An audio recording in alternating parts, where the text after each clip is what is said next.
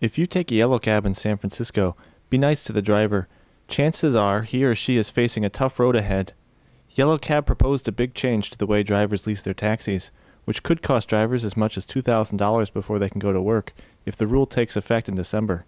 To understand why Yellow proposes this change, first, Jordana Thigpen, the Executive Director of the Taxi Commission, will tell us about the two types of cab drivers.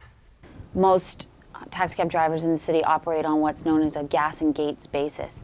This means that every day the driver comes to the company premise, pays for a gate fee, and pay for gas over the course of their shift. So that's known as a gates and gas or gas and gates driver.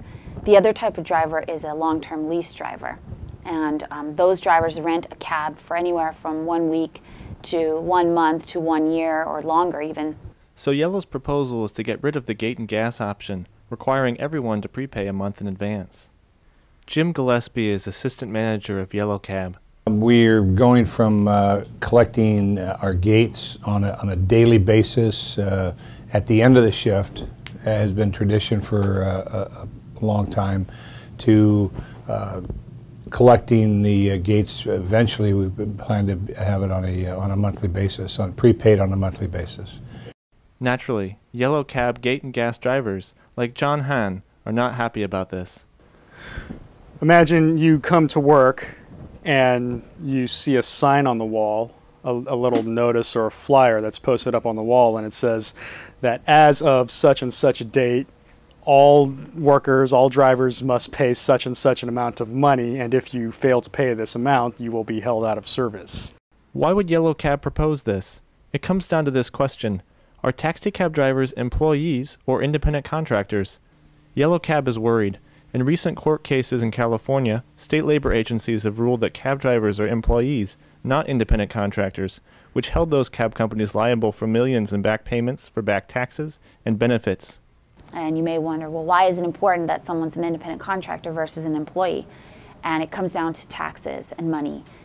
That raised concerns that, are we doing everything we can to make sure that we're treating drivers as independent contractors? We talked to our labor attorneys, and the one area that was of concern was the payment of gates, and that the daily gate and gas may be something that wouldn't be looked on favorably. If Yellow Cab changes from gate and gas to a 28-day prepay, are they free of liability?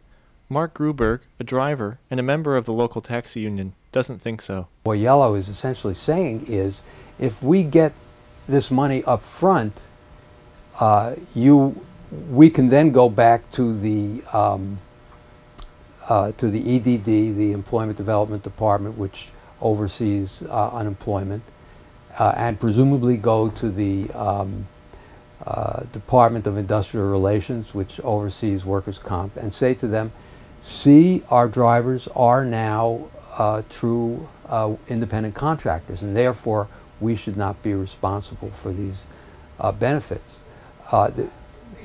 That seems to be exactly the point of what they're doing, and it's their stated point.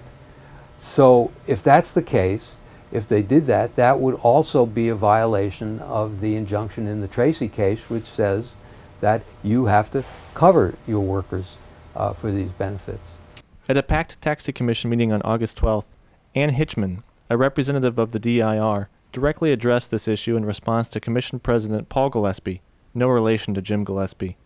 Why is it that someone who prepays for a period of 28 days is considered an independent contractor and someone who pays at the end of the night is considered an employee? I would disagree with that, and I have no idea. And I don't think that we would look at it the same way, and I don't know when this fact sheet was, well, let's see, it says 06, and that's way before these cases came out. And I'm not so sure that EDD would have this opinion today. Okay, but this is what the lawyers for the local taxi companies are looking at, and this is the cause of so much turmoil and so much anxiety, frankly, among all the cab drivers who are in this room who are now having to face a large financial burden to come into compliance with this provision of this. Rather than paying at the end of the night, they now have to come up with several $1,000s to pay a month's worth of leases in advance. Well, I don't think under state law that the company can require them to do that.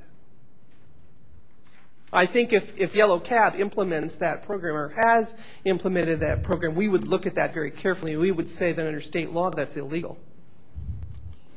Okay, well then why, I guess I still wonder why this information sheet is out there saying that 28-day prepayment makes you an independent contractor in the taxi business. I can't answer that. You need to talk to someone from EDD. And again, this was issued in '06 before the cases that I just explained, the more recent cases, were decided in EDD's position. This discussion continues on for hours, but Jordana Thigpen has a nice summary of the confusion. We really need to come up with a solution long term for the status of taxi cab drivers in California. Having multi-million-dollar judgments against these taxi cab companies for back taxes and back UI and back, and even for the drivers themselves, what if they are assessed en masse back taxes for pay that they should have been reporting and income that should have been withheld? This could be disastrous to the taxi cab industry in the state of California, and it represents a significant professional challenge. Until they figure it all out, tip your cab drivers well. For VidSF, I'm Kieran Farr.